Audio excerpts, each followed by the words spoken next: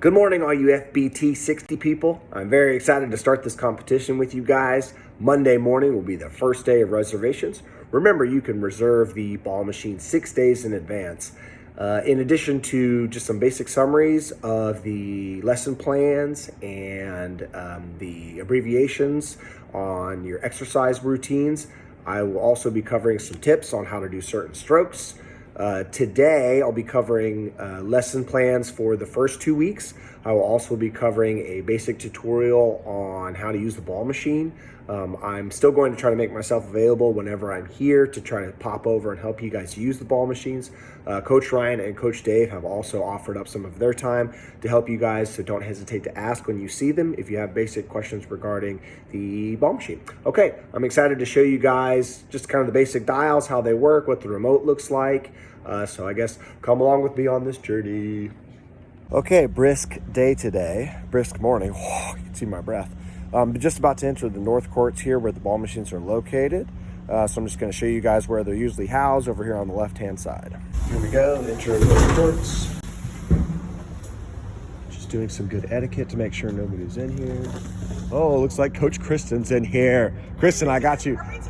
I got you on my video. No. All right, guys. So inside the north courts here, got the ball machine right in front of me. A couple of like really basic stuff right off the bat.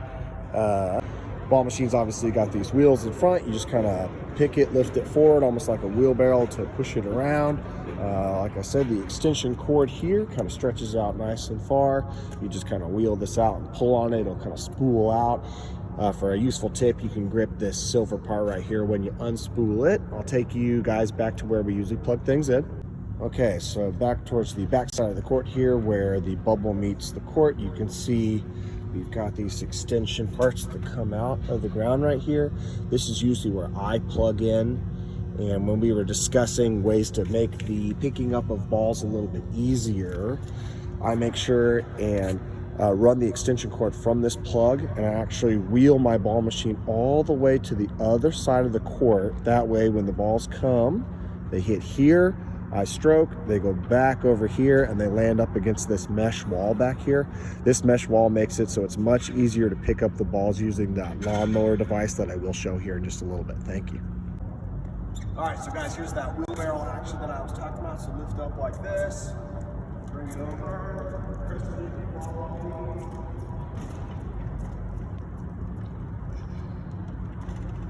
Okay guys, like I was saying with the extension cords, pull that right off the back right here.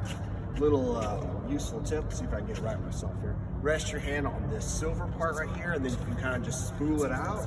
I also sometimes put my finger right here and kind of do it that way. But you'll wheel this all the way back to where the plugs are.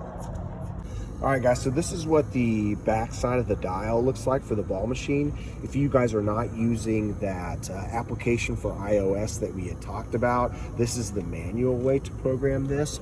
I'll let you guys look real quick here.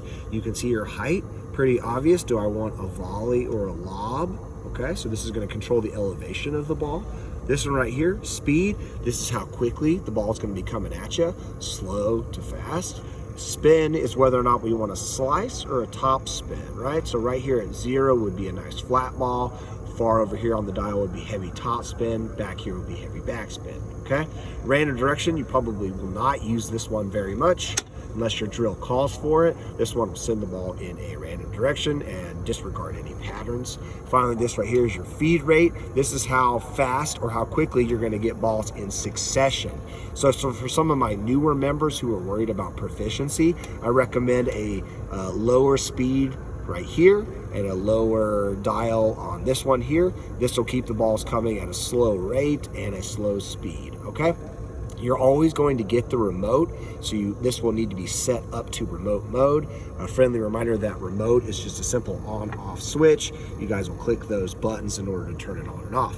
Finally, at the top here, select directions, because a lot of our drills will have to do with forehand and backhand side. This is a helpful pattern preset for you guys in case you need a transition between forehand and backhand. Most of these beginning drills call for straight forehands or straight backhands, so again, you will not need to play with this one too much. One final thing is you can obviously adjust the whole ball machine itself by slightly lifting it up and turning it. So in case you need that extra pronounced angle, you can always just angle the ball machine manually that way as well. Very specifically, this section right here, if you look, it mirrors the court. So you can see here's my doubles alley here. Here is the center of the court from forehand to backhand side. And then finally, here's my other doubles alley. So for some of the drills that call for exclusive forehands, for example, if you are a traditional right-handed person, right here, we'll click this setting just for a quick demonstration. I'll click bypass so I do not have to use the remote. It's set to moonball mode right now, but you can see all of them are flying to that forehand side. If you have any issues with the depth, you can obviously, again, adjust the ball machine manually or play with some of those dials to lower the speed or the height to make it so it lands a little bit more shallow. All right, guys, here's Coach Jess mowing the lawn, the tennis ball lawn. This thing is really simple to use, guys. The biggest thing is just make sure not to overload it. So when you're kind of going through, picking up the balls, just make sure you kind of roll at a nice, slow, steady pace without scooping up too many balls at once. The balls don't come out like right away. They kind of have to go through a little internal mechanism in there, so you can see them kind of popping out right now.